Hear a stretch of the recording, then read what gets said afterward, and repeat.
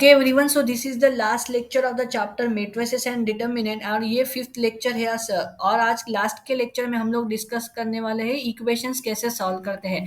ये जो simultaneous equation होते हैं, टू साइमल्टेनियस मतलब टू वेरिएबल साइमल्टेनियस इक्वेशन या फिर थ्री वेरिएबल साइमल्टेनियस इक्वेशन, इनको सॉल्व कैसे करते हैं। इनको सॉल्व करने के दो तरीके होते हैं, एक होता है मेथड ऑफ इन्वर्जन और एक होता है दूसरा reduction method. So first one हम लोग देखेंगे कि मेथड ऑफ इन्वर्जन के मदद से कैसे आप क्वेश्चंस को सॉल्व कर सकते हो। ठीक है, तो सबसे पहले मेथड ऑफ इन्वर्जन से सॉल्व करने के लिए फॉर्मूला है A X is equal to B.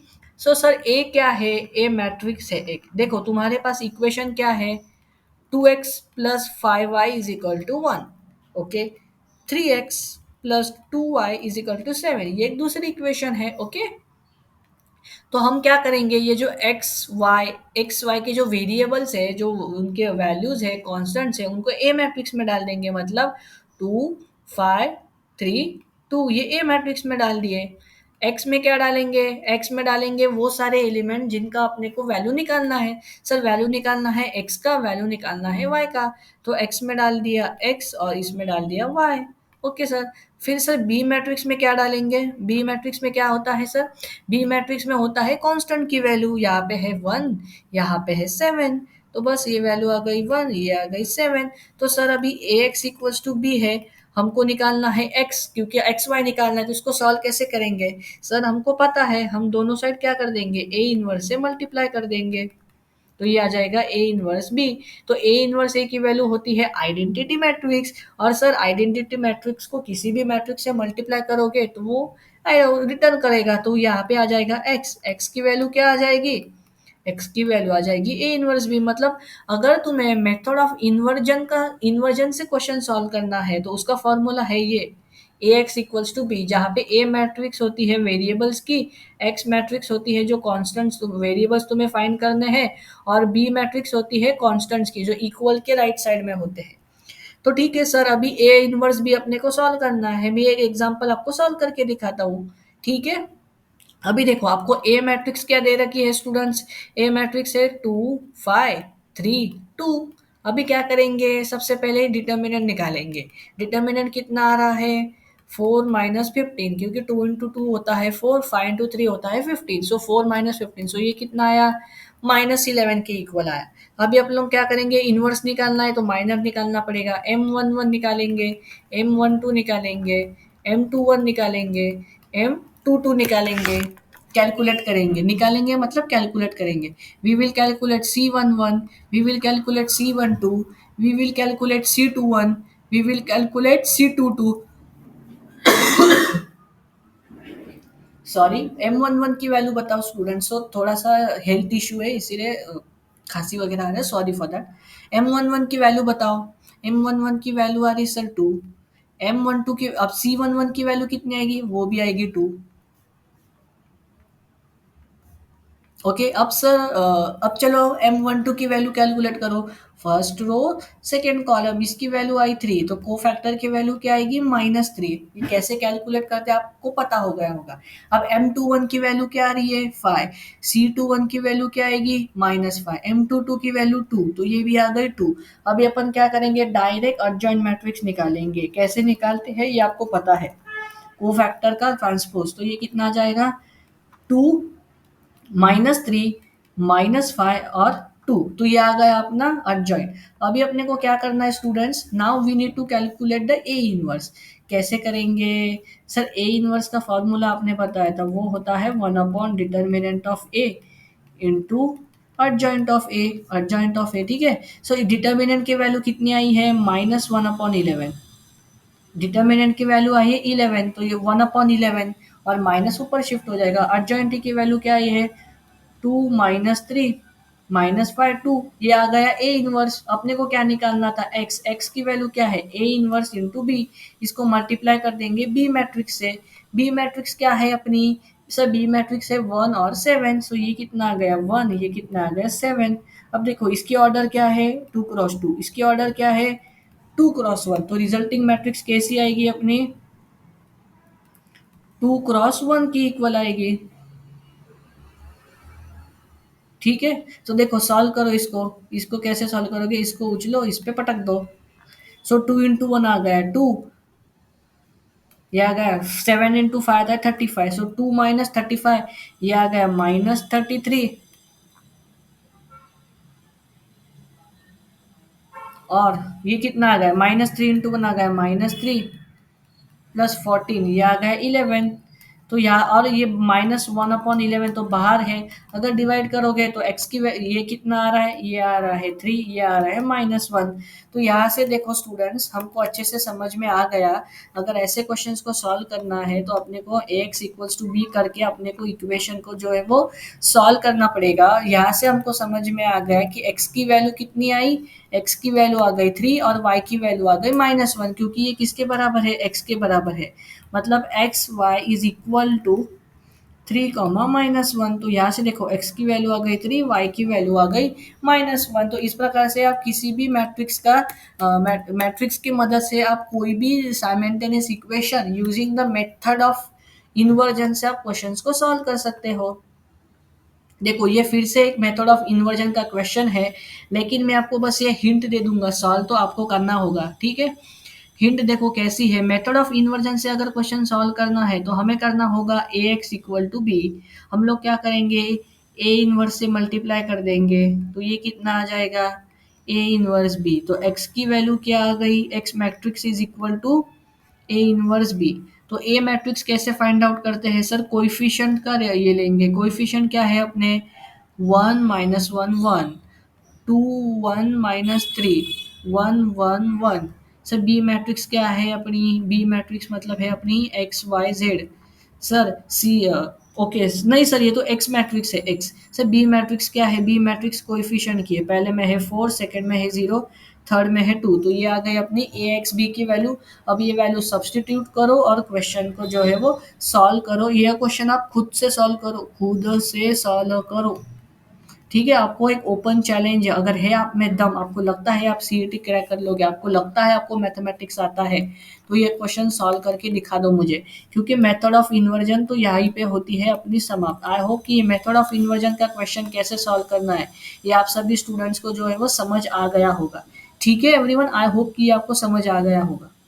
So moving forward, now we'll be having a look up at the miscellaneous exercise 2b। So देखते हैं इनमें से क्वेश्चंस कौन सा है, कैसे सॉल्व करने। देखो ये सबसे पहले एमसीक्यू है, ये क्वेश्चन बहुत इंपॉर्टेंट है। आपको एक ए मैट्रिक्स दिया है, एडजॉइंट मैट्रिक्स दिया है, उनकी ए और बी की वैल्यू निकालनी है। तो आप एडजॉइंट तो निकाल ही सकते हो। एडजॉइंट मैट्रिक्स क्या आएगी इसकी, इसकी एडजॉइंट मैट्रिक्स आएगी 4 1 -2 और -2। तो ए की वैल्यू कितनी आ गई -2 और बी की वैल्यू कितनी आ गई 1। तो ए ऑप्शन करेक्ट हुआ। अब अपने को ये मैट्रिक्स दे रखी, इसका इन्वर्स निकालना है। तो इन्वर्स आप, अगर एमसीक्यू है तो आप शॉर्टकट मेथड लगा सकते हो इन्वर्स निकालने की।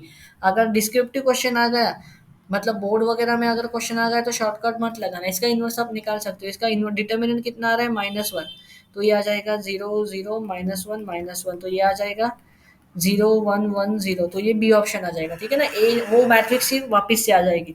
क्वेश्चन नंबर थर्ड देखो, आपको क्या एक ए मैट्रिक्स दे रखा है, बोला ए इंटू अर्जेंट ऑफ ए के आई के बराबर है।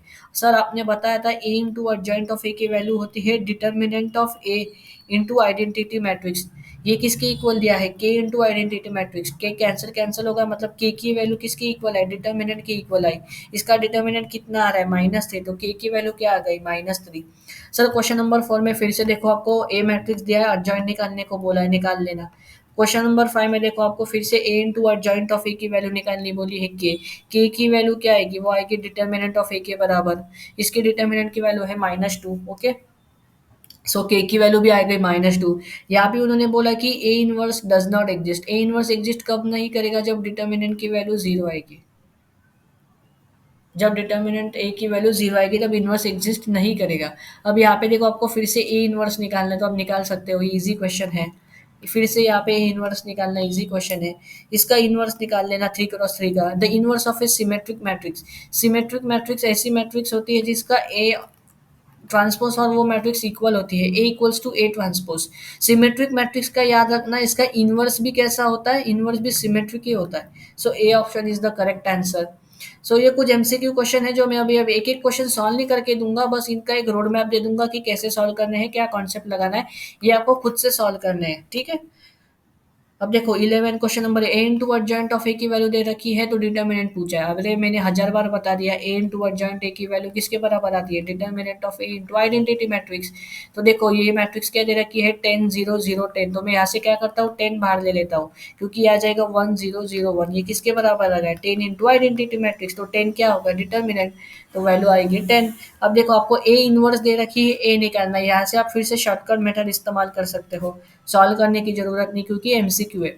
अब यहाँ पे देखो मेथड ऑफ इन्वर्जन का यूज करके आपको ये इक्वेशन सॉल्व करने, मैंने कहा मेथड ऑफ इन्वर्जन में अपने को A x equals to B करना होता है, x equals to A inverse B का इस्तेमाल करके आप निकाल सकते हो। मेथड ऑफ रिडक्शन में मैट्रिक्स को आपको रो इक्लॉन फॉर्म में कन्वर्ट करना होता है, शॉर्ट फॉर्म में कन्वर्ट करना होता है, इसकी मदद से आप मैट्रिक्स को सॉल्व कर सकते हो। ठीक है, फिर से यही सारे सवाल है, तो अब जैसे वो 10th स्टैंडर्ड में आप नहीं करते थे कि राम की इतनी उम्र है, श्याम की इतनी उम्र है, ये वो, तो ये सारे क्वेश्चन भी आप सॉल्व कर लेना। अब ये सारे क्वेश्चन जो है ये सारे साइमल्टेनियस इक्वेशंस के क्वेश्चन ही है, इसमें अगर बोला नहीं गया है कि कौन से मेथड से सॉल्व करना है तो by default of method of inversion लगाओगे।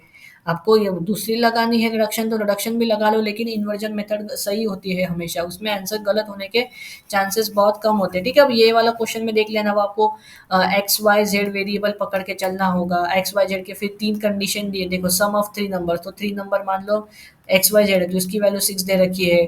थ्राइस द थर्ड नंबर मतलब 3z when added to the first number plus x is equals to 7, ऐसी 3 इक्वेशन बनेंगी, उनका मैट्रिक्स बनाना, इनवर्स बनाना, क्रॉस मल्टीप्लाई करना, आंसर फाइंड आउट करना। सो इस प्रकार से आप जो है वो सारे क्वेश्चन इस टॉपिक के सॉल्व कर सकते हो। इसमें सब कितने 8 क्वेश्चन है, ये सारे के सारे क्वेश्चन आप कर सकते हो, इजी क्वेश्चन है, इसके आपको सॉल्व सोल्यूशन मिल जाएंगे। सॉल्व सोल्यूशन मतलब मैंने जो सॉल्व किए हुए हैं उनके सोल्यूशन मिल जाएंगे, वो सोल्यूशन सिर्फ आप फाइनल आंसर चेक करने के लिए इस्तेमाल करना। और अगर किसी क्वेश्चन में आप फंस गए या किसी भी क्वेश्चन का इक्वेशन अगर आपसे नहीं बन रहा है, अगर इक्वेशन बनने में दिक्कत आ रही है तो फिर उस केस में आप ये वाला सोल्यूशन को देख लेना। ठीक है, लेकिन मेरे सारे स्टूडेंट से रिक्वेस्ट है कि miscellaneous exercise 2A miscellaneous exercise 2B, इन दोनों एक्सरसाइज को ध्यान से सॉल्व करो। अगर इतना कर लिया तो बोर्ड में आप मैक्सिमम मार्क्स सिक्योर कर लोगे। और मैट्रिसेस और डिटर्मिनेंट ये जो है बहुत ज़्यादा इजी टॉपिक है, तो इसमें ज़्यादा टाइम मत स्पेंड करो कि बाद में पता चला तुम फिर से मैट्रिसेस एंड डिटर्मिनेंट लेके बैठ गए क्योंकि तुमको टॉपिक याद नहीं है, फार्मूला भूल गए। फार्मूला का बेस्ट एग्जांपल है, फार्मूला के एक अलग से शीट बना, सॉरी ये कुछ ना कुछ अनपढ़ लोग होते हैं जो बैकग्राउंड में वॉइस करते हैं, सॉरी। देखो फार्मूला के ऊपर मैं एक ही बनूंगा कि एक ये तुम कर लो, फार्मूला शीट बना लो, उस शीट को ये दीवार पे चिपका लो, कहीं पर भी चिपका लो, उसको रिवाइज करते चलो। अगर रिवीजन करोगे तो हो जाएगा। मैट्रिसेस एंड डिटर्मिनेंट चैप्टर जो है वो सभी को करना है। नेक्स्ट चैप्टर में अपन ट्रिग्नोमेट्री फंक्शन स्टार्ट करेंगे। ट्रिग्नोमेट्री को शायद से 10 से 12 लेक्चर लगेंगे कवर करने में, क्योंकि ये बहुत बड़ा टॉपिक है और इसमें बहुत ज़्यादा फॉर्मूलेज वगैरह है, तो इसीलिए कहता हूँ ये 2 टॉपिक को अच्छे से कर लो। ठीक है, अगर किसी क्वेश्चन में दिक्कत आ रही होगी तो मैं जो आंसर्स प्रोवाइड करूंगा वो आंसर्स को आप प्रिफर कर सकते हो। ठीक है, ये कुछ फार्मूला आपको याद रखना है, ये इनवर्स का फार्मूला है, इनवर्स के डिटर्मिनेंट का फार्मूला, ये फार्मूला है, तो सारे मैंने लेक्चर में ये फार्मूला लेक्चर में कवर कर दिए हैं। ठीक है, मिसलेनियस एक्सरसाइज 2A और 2B सारे स्टूडेंट्स को सॉल्व करनी है। अलॉन्ग विद दैट आपको एक्सरसाइज 2.1 2.2 भी, ये दोनों एक्सरसाइज आपको सॉल्व करनी है। 110 तक का आपको ये एक्सरसाइज सॉल्व करनी पड़ेगी। ठीक है, फिर अपन ने एमसीक्यू सेशंस भी कंडक्ट कराए हैं सीटी प्रिपरेशन के लिए, तो आप वहां से कर लोगे, और ये जो कर रहे हो ये बोर्ड प्लस सीटी दोनों के लिए काम आएगा। Okay, thank you everyone for attending this session. तो एक बार फटाक से अपन देख लेते हैं कि इस पूरे चैप्टर में ये जो अपन ने चैप्टर अभी कवर किया मैट्रिसेस एंड डिटर्मिनेंट, उसमें क्या क्या पढ़ा। हम लोगों ने सबसे पहले रिवाइज किया माइनर का कॉन्सेप्ट, मैंने माइनर के बारे में बता दिया कि उसको कैपिटल MI से डिनोट करते हैं, किस प्रकार से माइनर निकाला जाता है, एक 2x2 मैट्रिक्स के लिए माइनर कैसे निकालता है, एक 3x3 मैट्रिक्स के लिए माइनर कैसे निकालते हैं, वो हम लोगों ने डिस्कस किया। फिर हम लोगों ने डिस्कस किया सेकेंड कॉन्सेप्ट कोफैक्टर, मैंने कोफैक्टर का फॉर्मूला बता दिया CIJ, कोफैक्टर को कैपिटल C से डिनोट करते हैं। CIJ का फॉर्मूला होता है -1 to the power I plus J into MIJ, मतलब कोफैक्टर निकालने के लिए आपको माइनर निकालते आना चाहिए। फिर जैसे ही हम लोगों ने कोफैक्टर खत्म किया, फिर हम लोगों ने डिस्कस किया अडजॉइंट मैट्रिक्स। मैंने क्या कहा, अडजॉइंट मैट्रिक्स खुद में एक नया कॉन्सेप्ट नहीं है, वो बस वो अडजॉइंट मैट्रिक्स बस ट्रांसपोज है कोफैक्टर मैट्रिक्स का। फिर हम लोगों ने को अर्जेंट मैट्रिक्स का ये एप्लीकेशन डिस्कस किया। मैंने कहा अर्जेंट मैट्रिक्स कब काम आता है, जब हमें किसी मैट्रिक्स का इनवर्स निकालना होता है। तो इनवर्स निकालने के 2 तरीके होते हैं, एक तो तुम एलिमेंट्री कॉलम ट्रांसफॉर्मेशन कर लो, एलिमेंट्री रो कॉलम ट्रांसफॉर्मेशन कर लो, सेकेंड होता है तुम अर्जेंट मेथड इस्तेमाल कर लो। अगर तुम adjoint मेथड इस्तेमाल कर लो। adjoint मेथड का फार्मूला होता है A इनवर्स होता है 1 upon determinant of A into adjoint of A. मैंने कहा अगर डिटर्मिनेंट की वैल्यू जीरो आ गई तो इनवर्स एग्जिस्ट नहीं करेगा, लेकिन डिटर्मिनेंट की वैल्यू नॉन जीरो आ गई तो इनवर्स एग्जिस्ट करेगा, मैट्रिक्स इन्वर्टिबल है। इस प्रकार से आप किसी भी मैट्रिक्स का इनवर्स निकाल सकते हो ये मेथड से। फिर अपन ने देखा कि एक 2x2 मैट्रिक्स का इनवर्स कैसे निकलता है। फिर अपन ने देखा कि एक 3x3 मैट्रिक्स का 2x2 मैट्रिक्स का इनवर्स कैसे निकालते हैं। फिर अपन ने देखा 3x3 मैट्रिक्स का इनवर्स कैसे निकालते हैं, ये फॉर्मल मेथड से देखा। लेकिन अगर क्वेश्चन आपके एमएचटी सीईटी एग्जाम में पूछा जाता है इनवर्स का, तो उसको 10 सेकंड में आप सॉल्व कर सकते हो। उसका मैंने आपको एक फॉर्मूला लिख के दिया कि अगर आपके पास मान लो ये ABCD नाम की मैट्रिक्स है तो इसका इनवर्स कैसे निकलेगा। इसका इनवर्स होगा 1 अपॉन AD माइनस BC। ये D और A की पोजीशन बदल जाएगी, B और C को माइनस से मल्टीप्लाई कर देंगे, ये आ गया आपका इनवर्स। सो फिर अपन ने इनवर्स टॉपिक सीखने के बाद कुछ प्रॉपर्टी डिस्कस करी हम लोगों ने। adjoint की प्रॉपर्टी के ऊपर डिस्कस करा। adjoint की प्रॉपर्टी देखी हम लोगों ने। फिर हम लोगों ने क्या देखा सर, हम लोगों ने देखा इनवर्स की प्रॉपर्टी। इनवर्स की कोई सी प्रॉपर्टी होती है, हर प्रॉपर्टी का इंपॉर्टेंस मैंने दिखा दिया। इनवर्स की प्रॉपर्टी पे अपन ने डिस्कशन करा। फिर बाद में adjoint की और इनवर्स की प्रॉपर्टी हो जाने के बाद अपन ने कुछ क्वेश्चन सॉल्व किए। कुछ क्वेश्चन सॉल्व करने के बाद अपन नेक्स्ट टॉपिक पे आ गए। ठीक है, फिर नेक्स्ट टॉपिक में हम लोगों ने क्या डिस्कस किया। नेक्स्ट टॉपिक में हम लोगों ने एमएचटी सीईटी के कुछ प्रीवियस ईयर क्वेश्चन सॉल्व करे, जहाँ पे कुछ प्रॉपर्टी के बेसिस पे क्वेश्चन आते हैं, जैसे कि ए बी इनवर्स की वैल्यू होती है बी इनवर्स, ए इनवर्स ए की वैल्यू होती है आइडेंटिटी मैट्रिक्स। फिर नेक्स्ट वीडियो में हम लोगों ने देखा कि जब तुम्हें क्वेश्चन ऐसा दिखेगा A X is equals to B, तो एक्स की वैल्यू होती है ए इनवर्स बी, तो ए का इनवर्स निकालो, बी से मल्टीप्लाई करो। अगर आपको कहीं पर भी ए एक्स इक्वल्स टू आई ऐसा इक्वेशन दिखाई देगा तो एक्स की वैल्यू होती है ए इनवर्स। इस प्रकार से आप किसी भी मैट्रिक्स का इनवर्स जो है वो कैलकुलेट कर सकते हो। ठीक है, फिर हम लोगों ने देखा साइमल्टेनियस इक्वेशन को कैसे सॉल्व करते हैं। साइमल्टेनियस इक्वेशन को सॉल्व करने का दो तरीका होता है, एक तो मेथड ऑफ रिडक्शन होता है, एक तो मेथड ऑफ इन्वर्जन होता है। एक तो मेथड ऑफ रिडक्शन होता है, मेथड ऑफ इन्वर्जन होता है। मेथड ऑफ इन्वर्जन में अपन ए एक्स इक्वल्स टू बी करते हैं। ए मैट्रिक्स होती है, बी मैट्रिक्स होती है, एक्स मैट्रिक्स होती है। बी मैट्रिक्स में अपन क्या करते हैं, इक्वेशन के राइट साइड में जो भी लिखा होगा वो बी मैट्रिक्स में जाएगा। एक्स वाई और जेड अगर होगा तो उसका जो कोएफिशिएंट होगा वो ए में जाएगा। एक्स में क्या जाएंगे, एक्स में जाएंगे वेरिएबल जो अपने को रिक्वायर्ड है। तो ए एक्स की वैल्यू बी आ गई, मतलब एक्स की वैल्यू क्या आ गई, एक्स की वैल्यू आ गई ए इनवर्स बी। तो इस प्रकार से अपन किसी भी मैट्रिक्स का इनवर्स अप्लाई ये निकाल सकते हैं, साइमल्टेनियस इक्वेशन सॉल्व कर सकते हैं यूजिंग दिस कॉन्सेप्ट्स। ओके, सो ये अपन ने डिस्कस करा। फिर मैंने आपको सारे स्टूडेंट्स को कहा कि मिसलेनियस एक्सरसाइज 2A और मिसलेनियस एक्सरसाइज 2B सॉल्व करना है, एक्सरसाइज 2.1 एक्सरसाइज 2.2 सॉल्व करने हैं।